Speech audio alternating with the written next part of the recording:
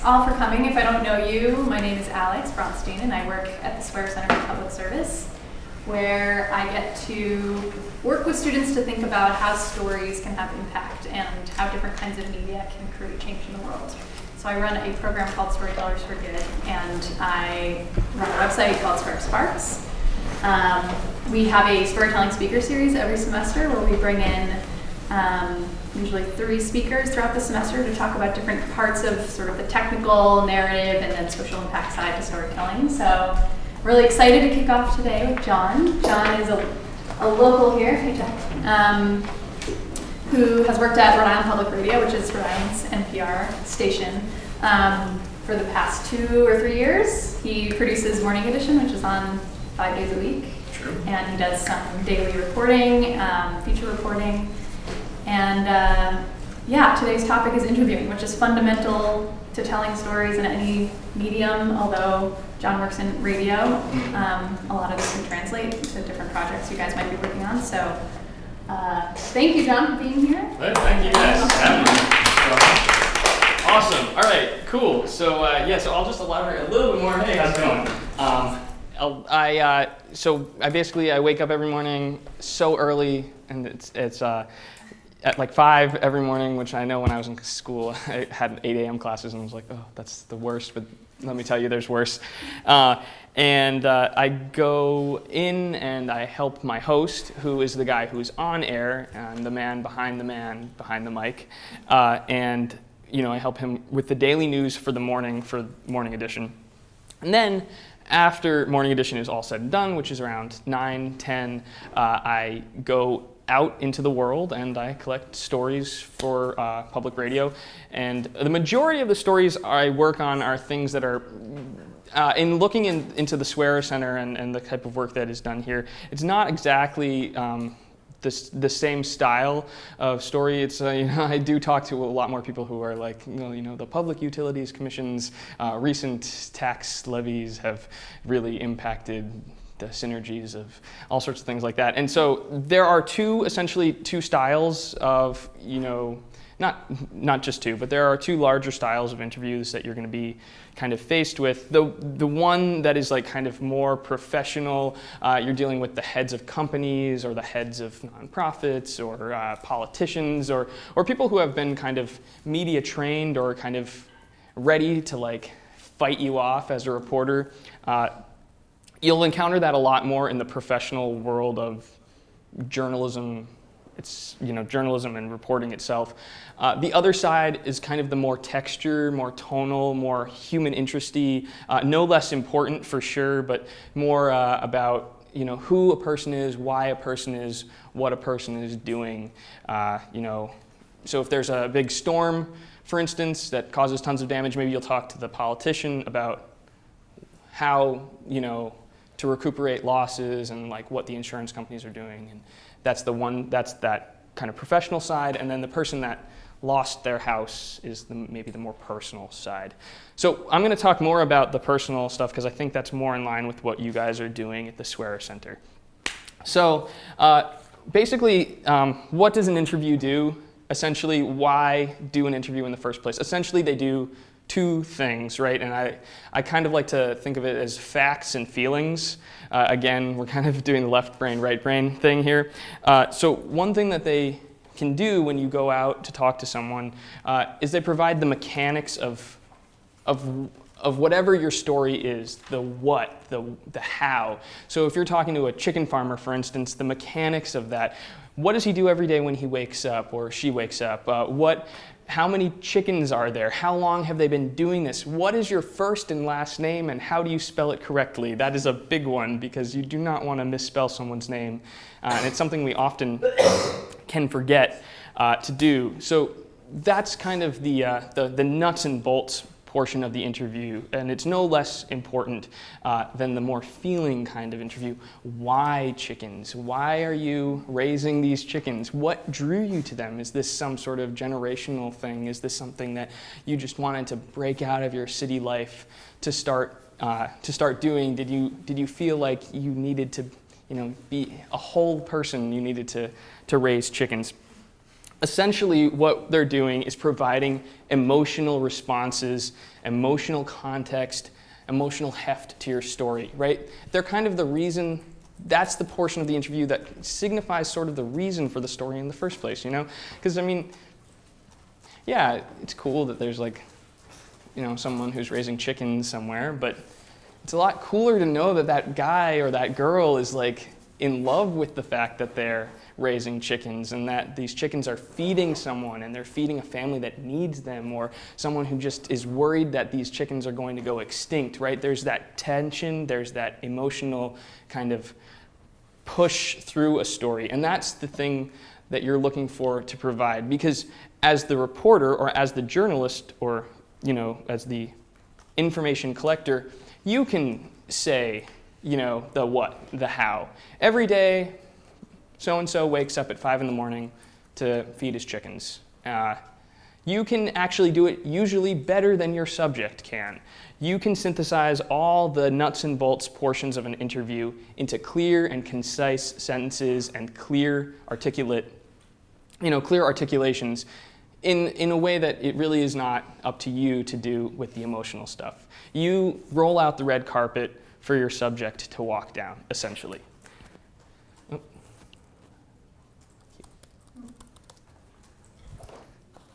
All right, so before you go out to your interview, think about why you're going to interview this person in the first place, right? Why this subject? Why, you know, this specific person?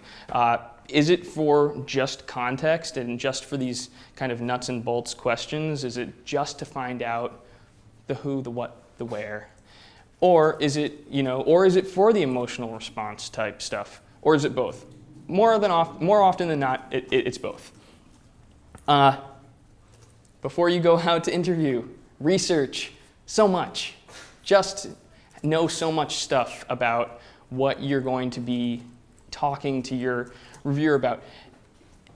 You know, you don't want to go into an interview completely blind. You don't want to go in knowing absolutely nothing. You want to be prepared in case the interviewer in case the subject is not very forthcoming, right? You want to be able to have some sort of rapport or built-in commonality on the subject that you'd like to talk about. That's really important. Don't overload yourself in, so this again, this is a lot of tools, and they're not, what people say, tools not rules. So I'm gonna offer you a lot of kind of like, do this and don't do this in the same situation. So I don't know if you guys are familiar with a woman named Renee Montaigne. She's the host of Morning Edition. She says what she does is exhaustively research and write out all her questions and, you know, just spend days and days and days and days preparing for an interview, and then she leaves it all at home when she goes out for the interview. That works for her. It's dangerous, potentially a very dangerous situation, but what it does is it allows the interviewer to actually have a conversation, which at the end of the day is what you're doing. It's a stylized conversation, but the better you get at it, the more it feels less like a stylized conversation and just a regular conversation. When you meet the person, be very, you know, very warm, very cool, inviting, smile. Nothing, you know, never hurts to smile. And explain what you're gonna do, right? I love to go into an interview with my mic turned on so I catch literally every single thing. This is more because I'm doing feature stories where like you hear me walk in and the door opens and someone will say, oh, hi, and then the dog will bark, and just to give some sort of texture and tone to the setting of the story. You don't have to do that necessarily. You can if you would like.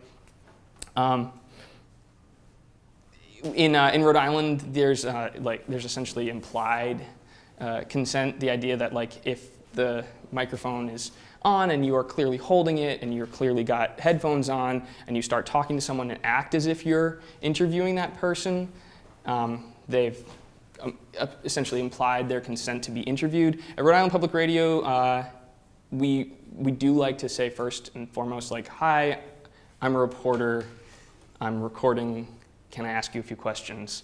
That kind of style of introduction can be a little tough, just because suddenly you put like a barrier between you and your subject by, instead of just like, hey, how's it going, and like I'm starting to record you and all that stuff, you're like, hi, I have to put like all these modifiers in front of us first, which can be difficult, but keeps us in the safe zone for sure legally. So explain what you're going to do before the interview. I'm going to interview you and all this stuff, and explain what you're going to do with it afterwards too. People are very, hesitant because, they're being interviewed. It's not every day that you get interviewed, and it's a very rare occasion for a lot of people. So let them know what's going to happen to the tape afterwards. That's really a nice thing to do. You don't need to if they've consented to do it, you don't need to, continue like a dialogue with them after the interview, like, is it okay if I do this? Is it okay if I do that? Like basically, unless they stop the interview and say, no, we can't talk about X or Y or Z, pretty much, once you've left the interview situation, that tape is yours to use. Have ideas and opinions about things, but have an open mind. That's really important. That kind of goes back to the research thing.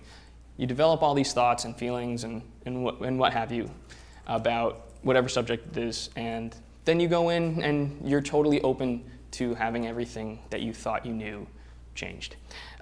Again, getting permission. This is more for the larger scale projects. If you're doing a story on like a place, for instance, like a zoo, you want to get tons of permission for literally everything. You don't want to walk into a situation and not be allowed into a room or into, I went to a hockey rink to interview people, and I'll play you a little bit of that tape, and I walked into like this candy stand, and there's this guy who was selling candy, and it was really great. I was talking to him, he had a great story, and I couldn't interview him because he wasn't allowed to speak on tape for whatever reason. And that's a bummer, but you can sometimes remedy that if you make enough advanced calls and plan ahead enough. Cool. So you want access to everything, because you never know what's going to be gold.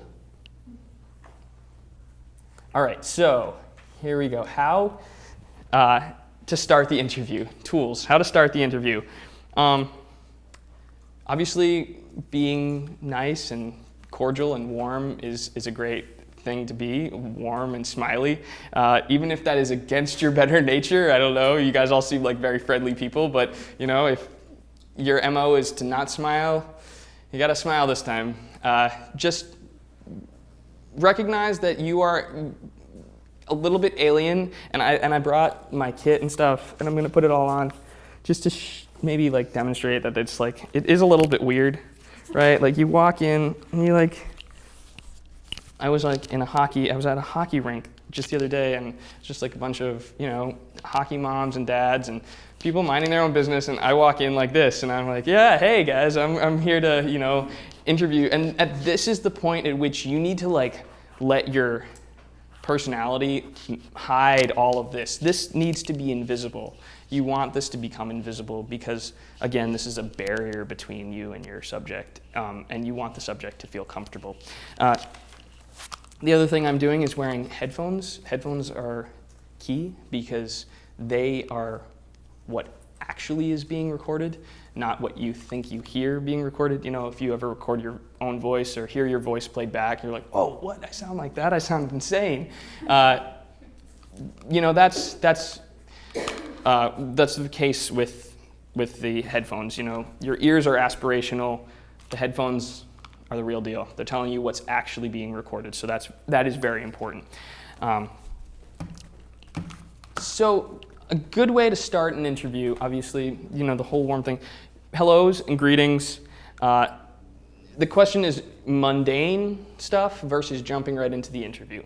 I personally think that maybe being more mundane is a little bit better, and I'm going to play you an interview right now where I had my recorder on. This is the hockey rink, and I just kind of tried really hard, but I don't know. I was successful in the end, but I just kind of had to chit-chat with a bunch of people in order to get them to let me record. So.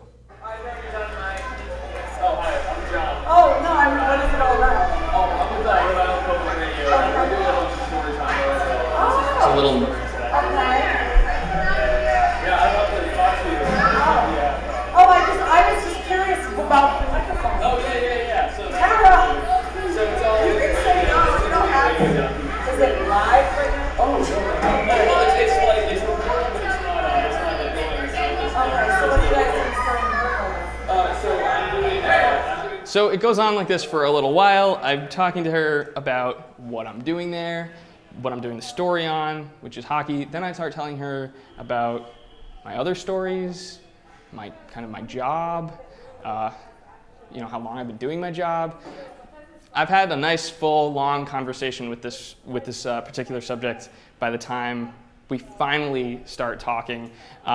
And that's fine, that's what you gotta do to get that interview sometimes. People who are more hesitant, sometimes you need to just be like, you know what, how's it going? I'm gonna just talk to you, shoot the shit, be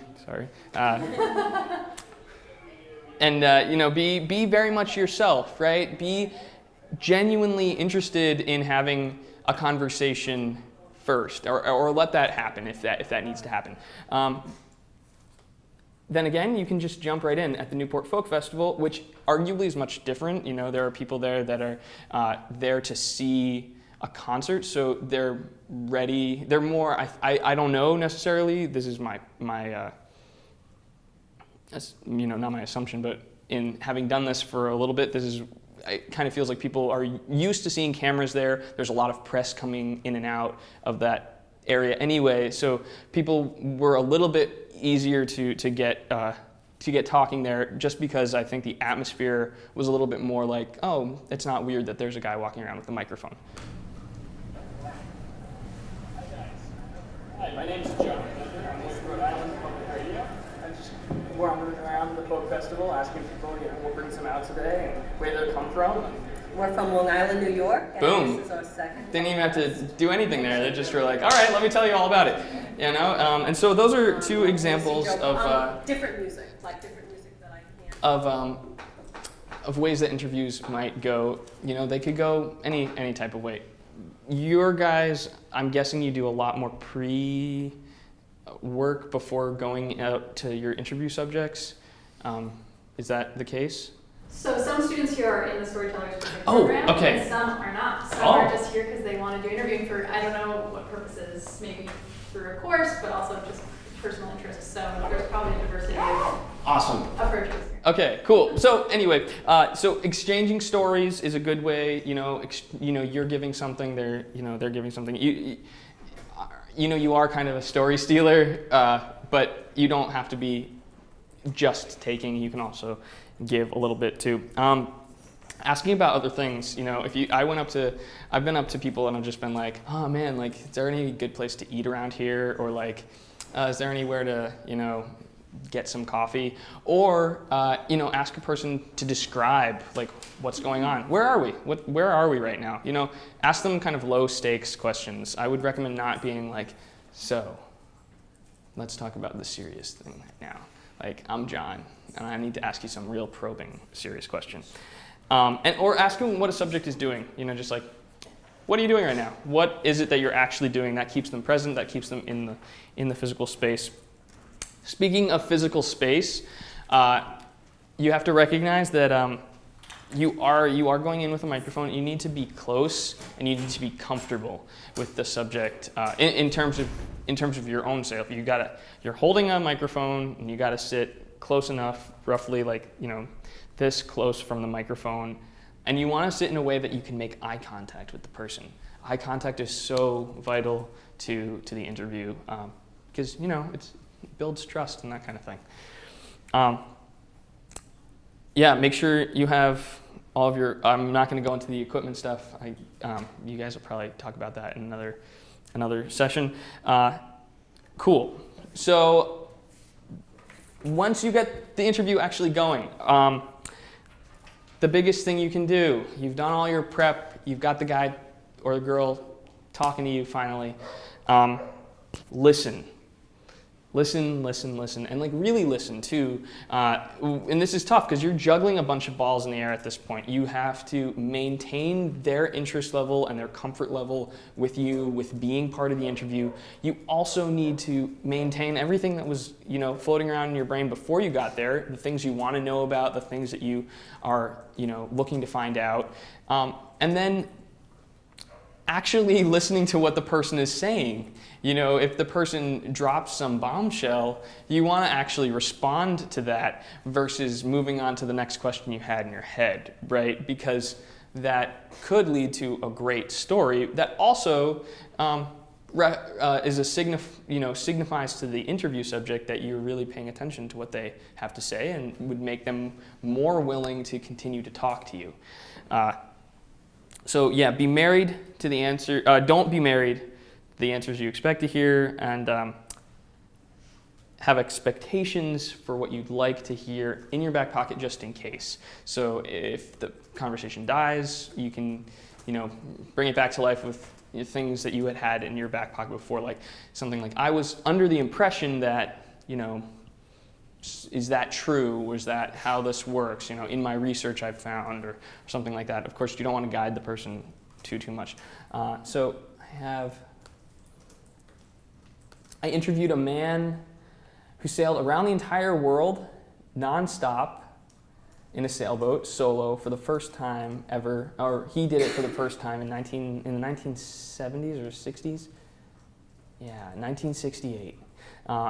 Sir Robert Knox Johnson, and I went out to meet him on his boat in Newport because he was racing, and I had really very little knowledge of like the whole racing world, and so I interviewed him, and basically I just asked him to tell me stories. I had some questions written out, but then he was so interesting, I was like, well, let's see where this goes. In 1969, he became the first man to sail nonstop, solo around the world. You can hear the boat. And that voyage took about a year. So what sticks with you most about that experience? I remember the finish very well. Very exciting, coming back in after 312 days alone. Tremendous reception, and it was all very strange really, because everyone's making a fuss of me, and it didn't seem, what's this about? I'm not used to this. This isn't me. This is a dream. What was the most so day we washed off. So you either get down and... So he starts talking about and if you stay on deck, you'll be washed off. Huge 80-footer.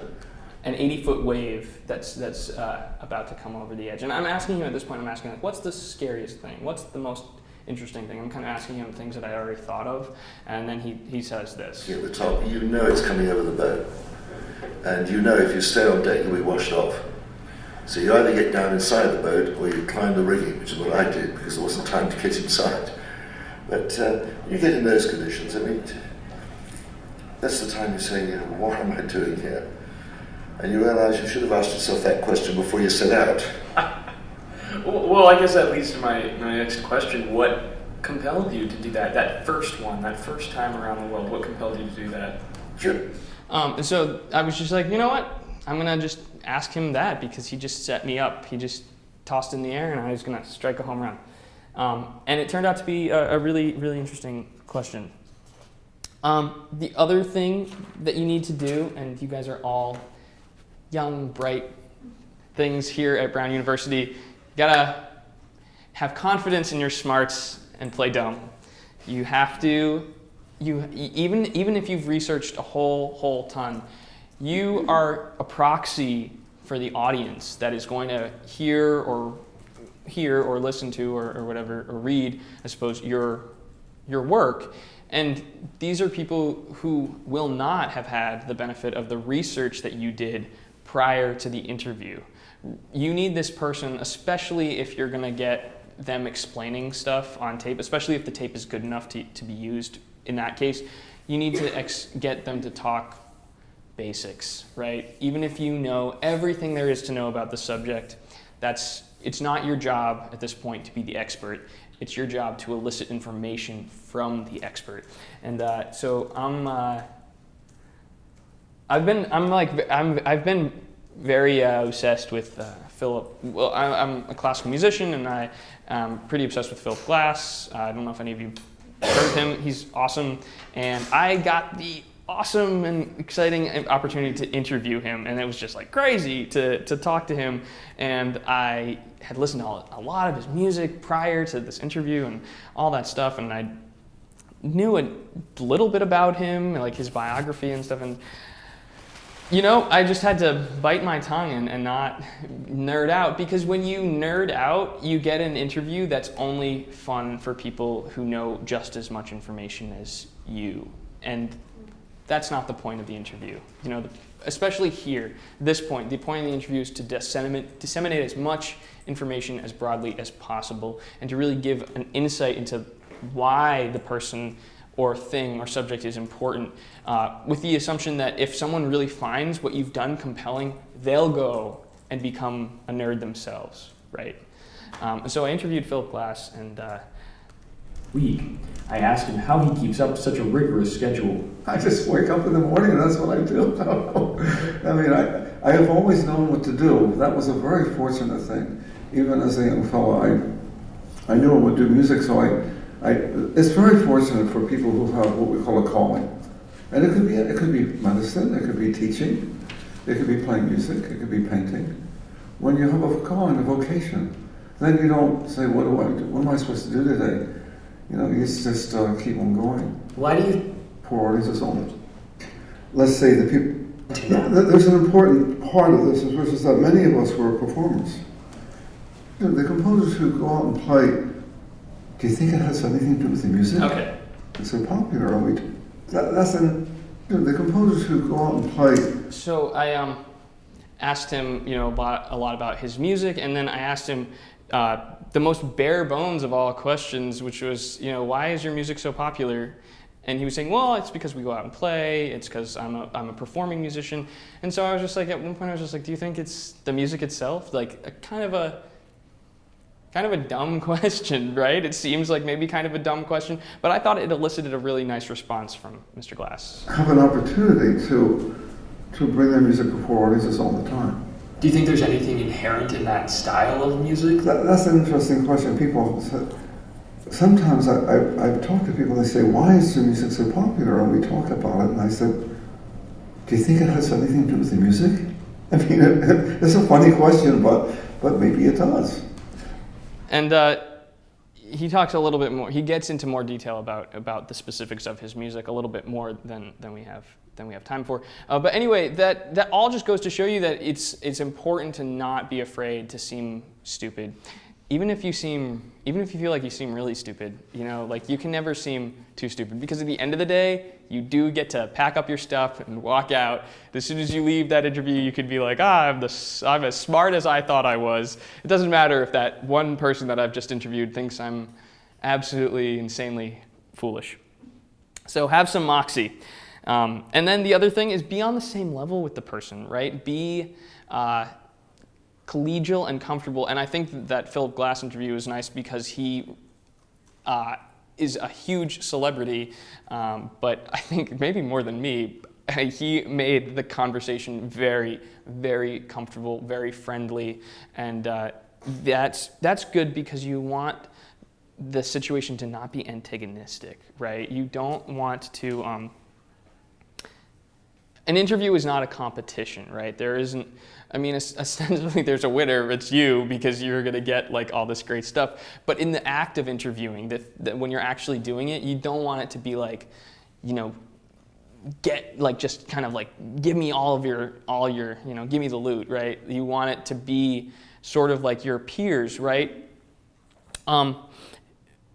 This is gonna put the subject at ease, also the person you're interviewing, which is important because, again, it's a heightened reality, the interview process. This is stuff that everyone we all have the narratives that we tell ourselves and that we tell other people, the stories that we bust out at parties. But all of a sudden, when you've got a microphone and some stranger in front of you, those things become very alien and very odd, and you can become kind of robotic, and it's just human nature, I think, because it forces you to kind of reconsider everything that you've just said with willy-nilly, because it was just going into the ether and disappearing. Now it's all going onto someone's kit. That does not mean, however, to be like friends or enemies with the person. You want to be neutral, right? Like, if you get too chummy, then you sway your interview into this weird, like, haha, we're friends now, and like, you know, it can get kind of goofy, and it can get to like, again, your interview will actually be, the person will be talking to you, the interviewer, versus the listener, right? And you, again, are proxy for the listener. And the other side is like, don't be enemies with the person, you know, like, you know, no, I don't agree with whatever your stance is, and then you get a very antagonistic interview. And I think a great example of that is this 2013 interview between Terry Gross and Hillary Clinton, during which Terry Gross asks her about her stance on gay marriage, and I think it's a great, Terry does a great job maneuvering through this. More question on this. Would you say your view evolved since the 90s, or that the American public evolved allowing you to state your real view? I think I'm an American. I think we have all evolved, and it's been one of the fastest, most sweeping transformations. No, I understand, but a lot of people already believed in it back in the 90s. A lot of people already supported it. Not that, but yeah. to be fair, Terry, not that many. Yes, were there activists who were ahead of their time? Well, that was true in every human rights and civil rights movement, but the vast majority. And then after 2 minutes of that, we get to this. Many of us have. So that's one for, you changed your mind. You know, I have to say, I think you are very persistent, but you are playing with my words and playing with what is such an I'm just trying to important clarify issue. so I can understand. No, I don't think you are trying to clarify. I think you're trying to say that, you know, I used to be opposed and now I'm in favor, and I did it for political reasons, and that's just flat wrong. So let me just state what I feel like you are implying and repudiate it. I have a strong record. I have a great commitment to this issue, and I am proud of what I've done and the progress we're making. No, I'm sorry, I just want to clarify what I was saying. No, I was saying that you maybe really believed this all along, but, you know, believed in gay marriage all along, but felt for political reasons America wasn't ready yet and you couldn't say it. That's what I was thinking. No, that is not true. Okay. I did not grow up even imagining gay marriage, and I don't think you probably did either. This was an incredibly new and important idea that people on the front lines of the gay rights movement began to talk about, and slowly but surely convinced others of the rightness of that position. And when I was ready to say what I said it. Okay, thank you for clarifying that. So you can see that she never really answers the question head on, but she does, you know, Terry does maneuver this interview, this kind of thorny interview, very well, and kind of gets something out of nothing, right? There's still a story that emerges despite the fact that there is no true answer to Terry's question, and that, I think, is all the fact that she keeps it light, she keeps it neutral, she keeps it focused and direct. You know, she's not fighting back against, you know, against the Secretary of State, or at this point I think the candidate, Hillary Clinton. And that, I think, is important to do, and I would highly recommend that you follow that lead.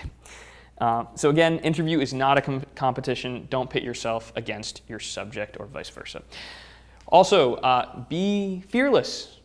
Be fearless. You're in an awkward situation, kind of, and you just need to kind of recognize that and be unafraid to ask the questions that you want to ask. And that is tough, actually. I feel like when I first started, I was definitely a little bit nervous, a little hesitant. Even once you got into the interview, you know, don't be afraid to jump in when necessary. I say this again with a grain of salt because you don't want your tape to be littered with your own voice.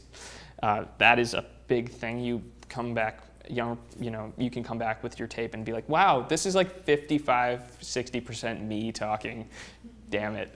You don't want to do that. But do jump in if you need to occasionally for clarification on something, on dates, names, those types of like nuts and bolts things again. Or if someone blows past something dramatic, you know, that Seinfeld where they're like, and yada, yada, yada, and they're like, hey, what about the interesting part? And he's like, oh, I mentioned the dinner. All right. But don't do it too much so as to interrupt the flow.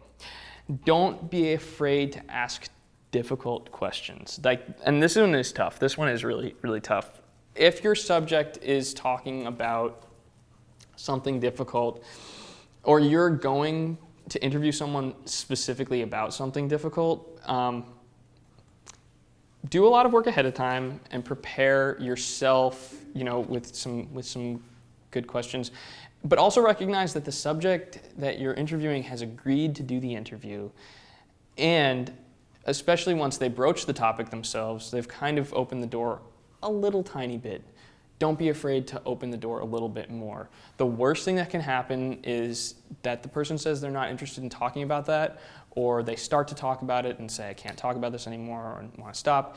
And that way, in that case, just, then you respect them at that point. And you respect them the entire time, by the way. The whole thing is about respect. The whole act of interviewing a person is about respect, I really believe. You're giving the person an opportunity, whether they realize it or not, to have their story preserved at the very least, and heard by one other human being at the very least.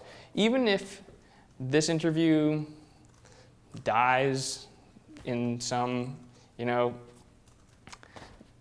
tragic way, like the tape itself, I mean, and if somehow the tape disappears or you delete it accidentally. I did that once, like a week ago, like yesterday.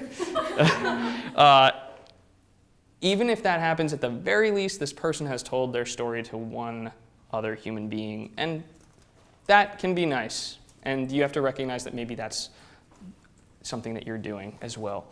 Don't get too high in the sky with that one, though, guys. So just keep that in the back of your mind. When at the moments where you're like, oh, why am I doing this? This is so awkward, and I'm like, I feel like such a crappy person. Remember that maybe that could be happening as well.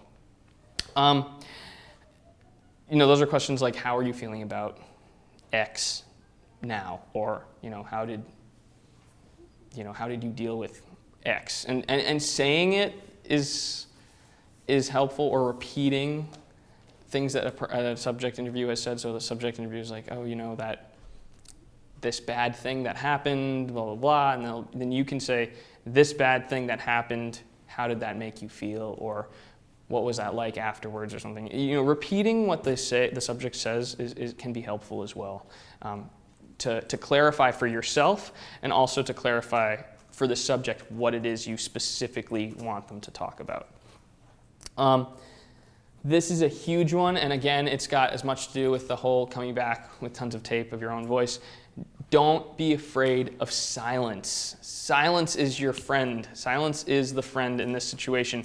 We are human beings, and we just love to fill the gaps. We just need we need silence to go away, because silence is an awkward part of all conversations, right?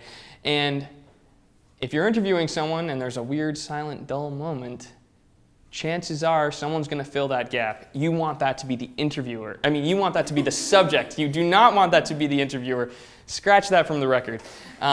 You want the subject to fill in that silence, because chances are they're going to, in a moment of like, this is awkward panic, say something great, You want to make sure that they have the opportunity to do the follow-up. They might say the thing that they've prepared to say, and then in that awkward silence, say the thing that they weren't prepared to say, which turns out to be the richest, most emotional, most exciting, best part of your story. Don't deny yourself or your subject those great moments, please. When you have to when you use silence like that, again, for the most part, you will be quiet. Use facial expressions. They're your friend. Facial expressions are everything. And be animated, That was confusing. That's a facial expression. Wow, that was crazy. all these things are like, tell me more stuff. Like, you know, if someone's like, oh man, I was talking about, I don't know, whatever it is, and you really don't understand it, or you want them to explain it in a more succinct or clear way, be like, you know, oh, I'm so confused. Or, you know, wow, like, oh man.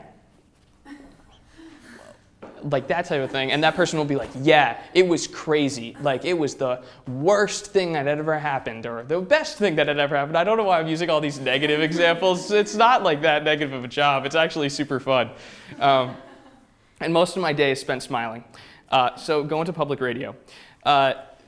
So yeah, use facial expressions to guide the interview. That way you can, you know, not be in it as much, because face it, we're not that interesting. The people we're interviewing are more interesting. Though I'm sure you're all incredibly interesting. Be clearly unbiased. Be clearly unbiased. And this is tough if you're interviewing like Mother Teresa, for instance, or if you were ever interviewing Mother Teresa. You know, if it's clear that you like or dislike, again, this is the friends enemies thing. If it's clear you like or dislike whatever the issue or subject matter you're interviewing about, that is going to sway your interview into, you know, either like an echo chamber of like, oh, I'm so great, you're so great, this is great, or, you know, like, yeah, you and I are very opposed on this issue, and because of that, I think that all of your listeners or whoever your audience is also opposed to this issue, and then you get very unusable tape because it's so clearly biased one way or the other. But, of course, don't be emotionless.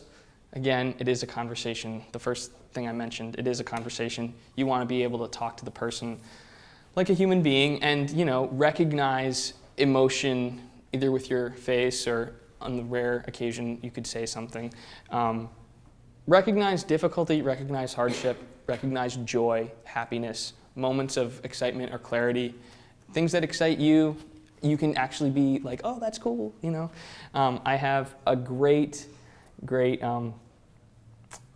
piece of public radio, like gold for you guys. The story's called Dead Animal Man, and it's famous 1989 story, I believe 1989 story of a then young reporter, Ira Glass, and he did this great thing, and I'm going to play you a bit of the beginning and a bit of the middle. Society has a deal with people in certain unpleasant jobs. It pays them money, and they handle disgusting smelling stuff so nobody else has to. Well, meet Clarence Hicks. I pick up dead animals. I'm a dead animal man. I pick up dead animals, dead dogs, dead cats, whatever. That's my job.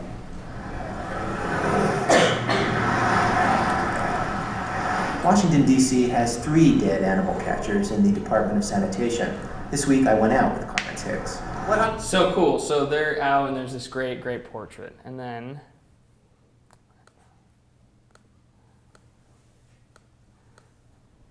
he's out with him. He's following him as he scrapes up cats and dogs and birds and raccoons and all sorts of crazy things. You should listen to the whole thing. Again, it's called Dead Animal Man, Ira Glass. It's a great piece of radio. So he's out with them, and he's doing all this stuff, following them around the highways, digging, you know, using pitchforks to scrape these poor animals off of the road. And then he sits with him, and he does a nice little like interview. He's like kind of like this the Philip Glass story. You know, he went out and met him, and then, you know, gets a chance to sit down and talk to him. And this Rob, 50 or 60 animals in all. And that garbage bucket had a couple dogs, a couple cats. Rat, squirrel, possum. And now another big Big over here. All the animals are taken to what Mr. Hicks calls the box, a walk-in freezer near the city incinerator. There, the animals are lifted into metal oil barrels and left. Does this job change the way that you see animals? To me, they did, you know, they're gonna change. Come on. I don't believe you. I feel like I see animals differently just from seeing those dogs and one of those. How do you see them? I mean, are you seeing them decompose? Well, You know that's a right? new point of view. Okay, they be decomposed. You know they're alive, but they're alive. They're still running around here. I tell you, the next time I see a dog on the street, I'm gonna think to myself, I'm just gonna remember what those dogs in the back of your truck look like. But they look dead, right? They look dead, yeah. Okay. You know they're not alive. But they're alive, they be running around. If you see a live dog, you say, well, you be careful now because one day you may be back in the back. Did you ever see those? So that is a great, great, great interview. Ira Glass is obviously a genius. I would say aspire to that. Don't use that as the rule. That's dangerous. Putting yourself into that can be problematic. It can cause your subject to be like, oh, well, now it seems like there's something he wants from me, or the interviewer wants from me, or it could make people clam up. But I will say, for this, it works really well, and it's a great example of an interviewer being a human, right? Because if you were sitting down with a dude that did that for a living, and you went out with him for a while and just didn't have a microphone and weren't doing a story on it, and sat down and you're like, man, does this make you feel like different about animals? And they were like, no. And you'd be like, what? No, that's crazy. You must feel different about animals now. So I think that's a great, great example of being human and letting it be a conversation again.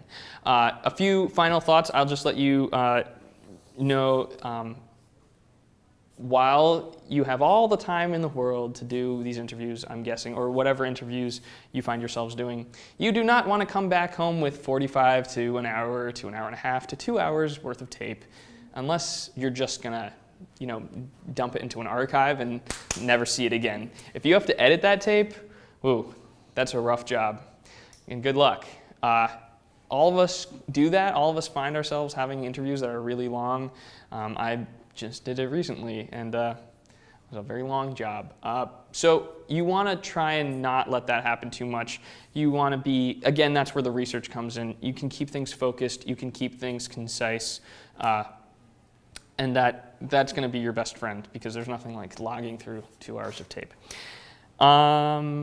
Awesome. So we have a few more minutes, and I was going to play you an episode of StoryCorps, but I realized that we're running out of time. So I guess instead, there was nothing in there that I can't maybe address in questions if you guys have any. So I think I'll just open up the floor to questions now at this point, if that is amenable. Or if not, I can play the StoryCorps. Hey, yeah. Well, I mean, this might be more than 2 questions, but if you look at a rule for not how long do you let the silence go? Oh, yeah. Give yourself a solid 3 or 4 seconds or Yeah, 3 or 4 seconds is 3 or 4 seconds feels like a couple years when you're in a conversation. But you can also let the thing just kind of die. Like if you're looking at something, like if you're watching something happening with your interview subject, which is awesome, which is super helpful. That's a kind of nice setter, a nice scene setter. You can get them to describe stuff. You can let the conversation kind of dim while looking at a thing, so it doesn't feel like you've just all died your conversation. If it's just you and a mic and a dude, you gotta just let that pain, live it out, man. Live through that very painful.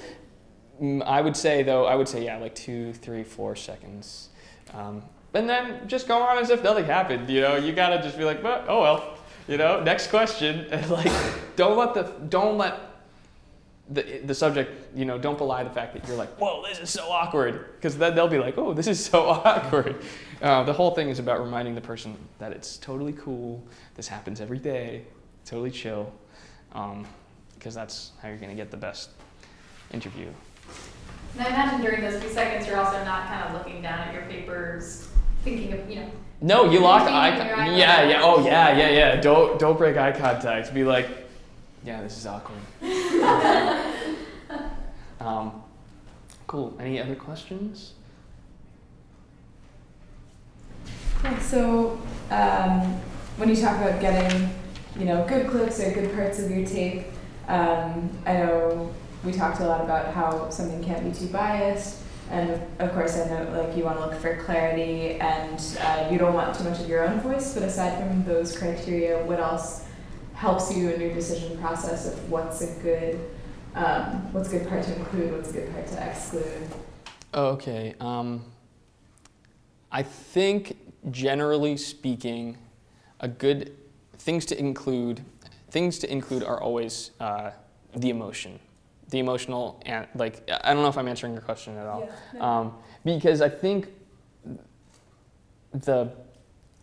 what our job is to like lay out the foundation for whatever story it is you guys are writing or doing, because it's your job to kind of convey the information. It's their job to convey maybe why it's important.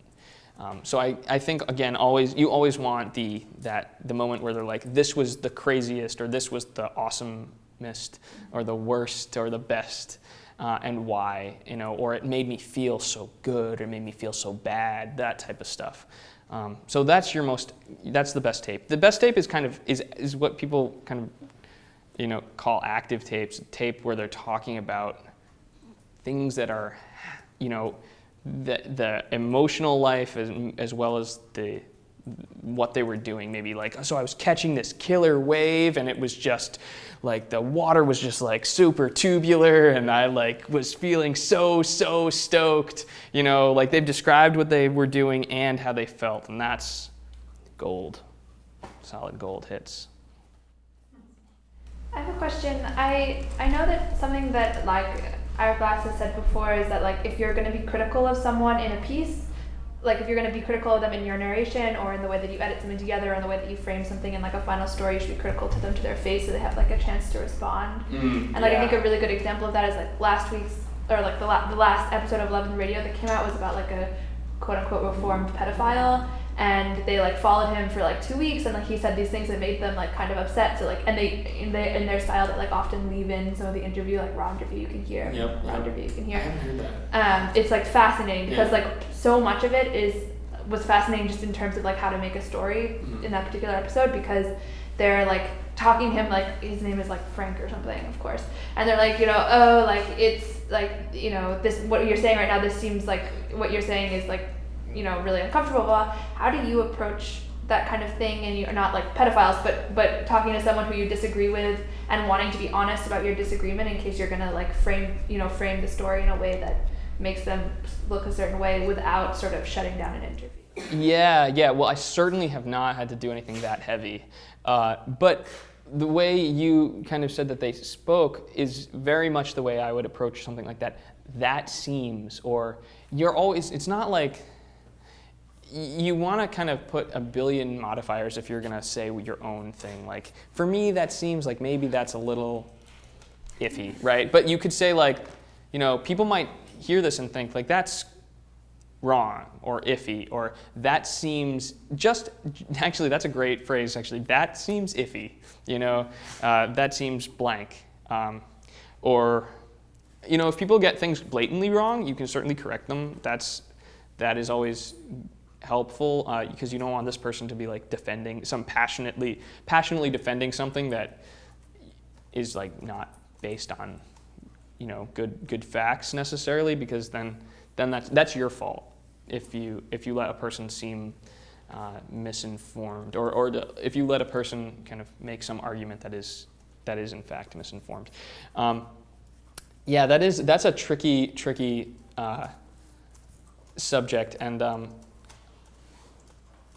I haven't encountered it a whole ton, but for sure that's a good way of maneuvering it, being gentle but being firm, and not belying like your bias in like such a in a very personal way, right? But I think that also when you're talking about subject matter like that specifically, you are also dealing with something that like the general population has decided is inappropriate, and when you're working with those boundaries, then you know what sort of interview then the subject and you are very aware of the type of interview that's going to be happening, right? That we're going to be doing an interview on a subject matter that is controversial, or that a vast scope of people have decided is not appropriate or a vast scope of people don't like or something. You know, if you were dealing with, I don't know, like a white supremacist group or something like that, it's like probably generally considered like that would be an interview where the person, you'd be coming at it with like, many people in America don't love this, where, you know, and that's like the jumping off place. But when you have that type of interview, that's the foundation that you're going into like a non-neutral zone anyway. So as long as you can kind of both recognize that and build that foundation of trust in that very specific circumstance, and then try and be as neutral as possible from there, you'll probably be fine.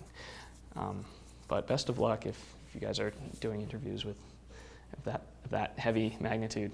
Any other questions? So I guess like in terms of talking to people that seem to have kind of scripted narratives already, or like are used to talking to, and like it doesn't have to be like celebrities or like politicians, but just like anyone who like is has had to tell their story a bunch of times and like is used to telling their story.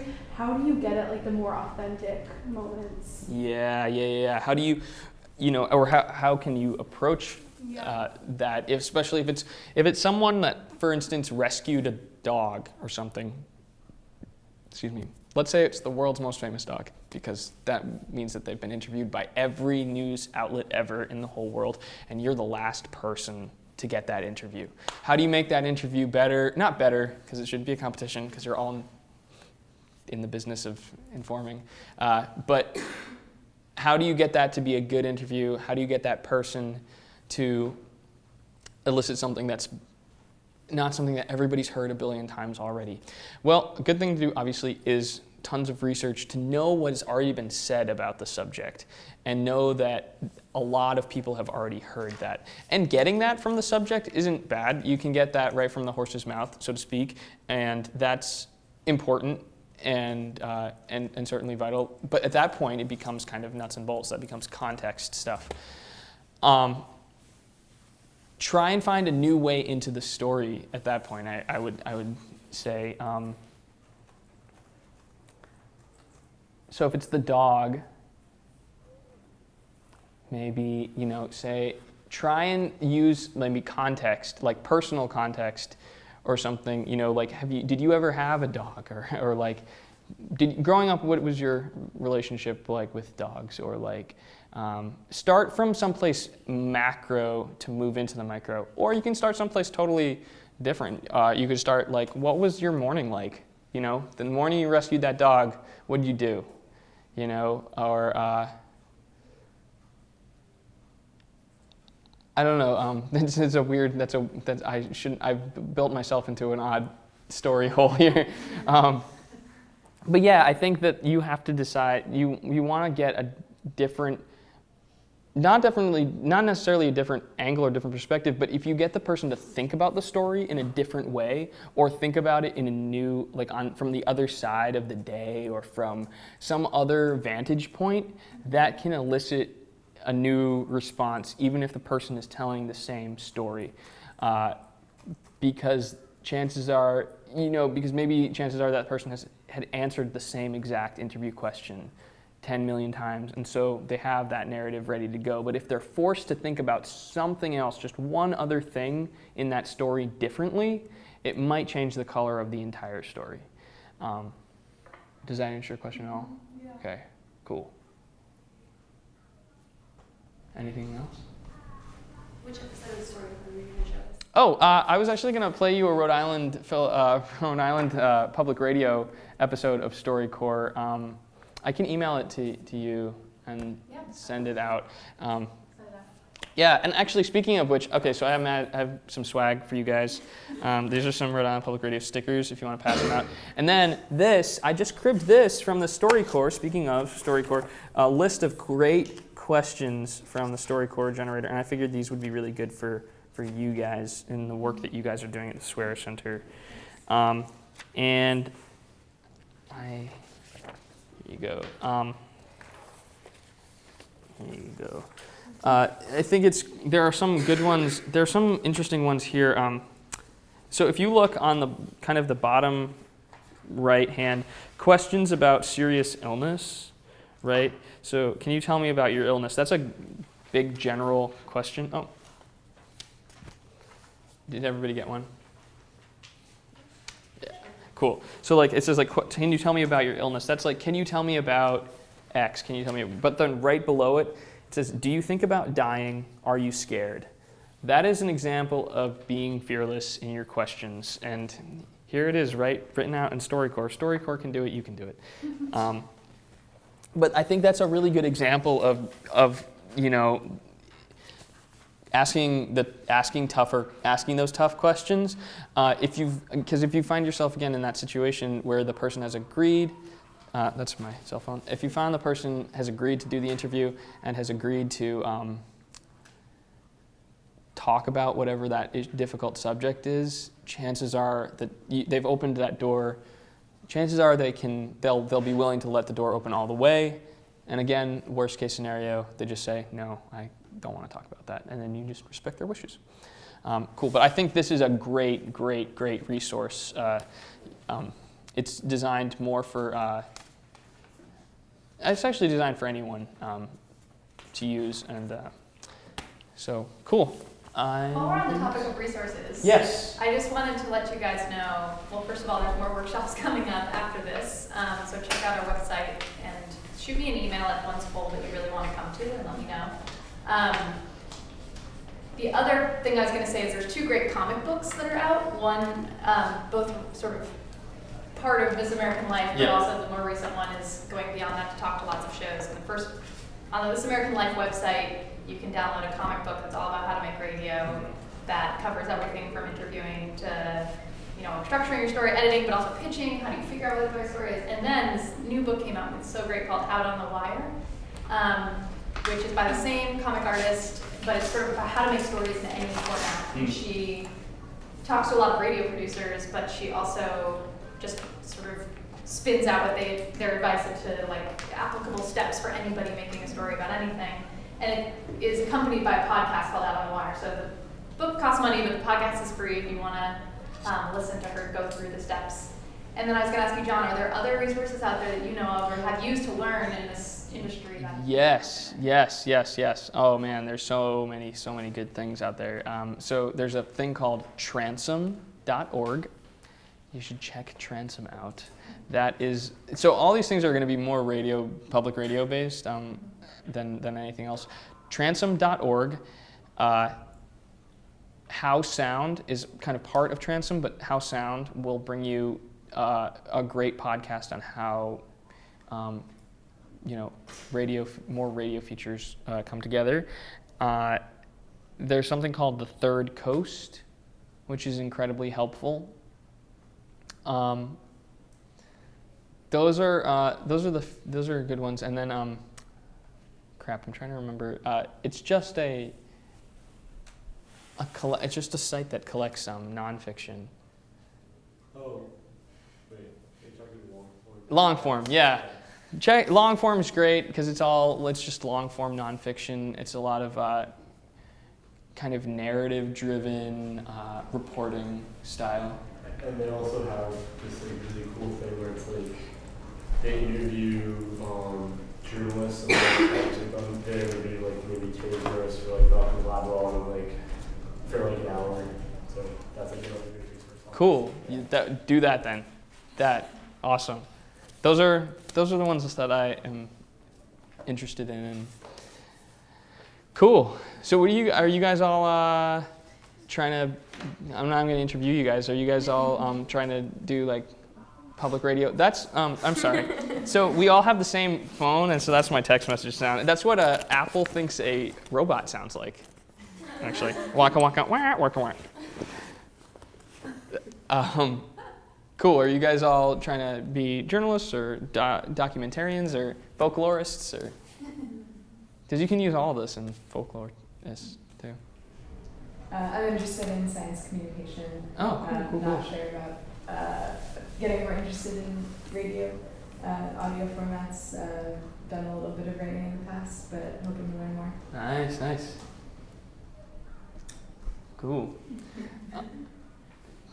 So I would recommend to anybody who does have any interest in this to just start doing it, because you guys, we live in the digital age, and I've used my iPhone, my voice recorder app on my iPhone to interview people for stories that I've done, for stories that I have done for the radio, in fact, and use GarageBand, make a podcast with GarageBand, put it on tumblers.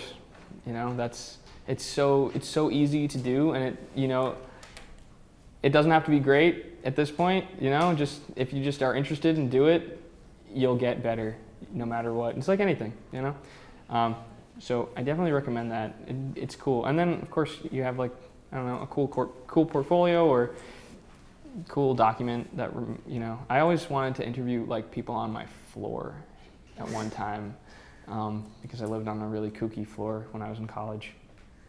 But I didn't do that. But actually now I'm like, man, that would have been a cool document to have, what all our dumbasses thought about in 2012.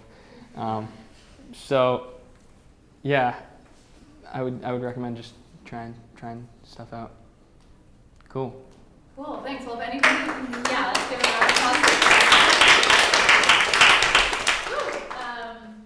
Thank you so much. And if you guys if anybody has more questions for John, you can stick around. I think we'll it'll be off the record. And Storytellers for Good, we're gonna do a quick check-in powwow in this room.